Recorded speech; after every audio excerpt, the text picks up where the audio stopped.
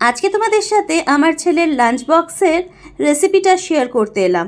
আমার ছেলের স্কুল অনেক সকালে থাকার ফলে সময় নিয়ে রান্না করার টাইম পাই না, তাই চটজলদি অথচ টেস্টি আবার হেলদিও কি বানানো যায় সেই অপশানসগুলোই দিই।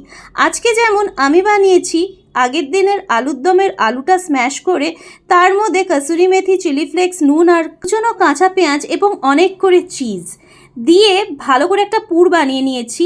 আর এটাকে দুটো ব্রাউন ব্রেডের স্লাইসের ওপর চিজের একটা স্লাইস কেটে সস লাগিয়ে তার উপর এই পুরটা ভরে একটা স্যান্ডউইচ তৈরি করে নিয়েছি।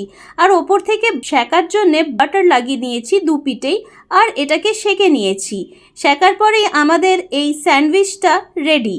এবার ওর টিফিনে আমি ভালো করে কেটে স্যান্ডউইচটা রেখে দিলাম। ফ্রুটের মধ্যে বানানা আর দুটো কাজুর বরফি দিয়েছি, আর সাথে একটা কেক দিয়ে দিলাম।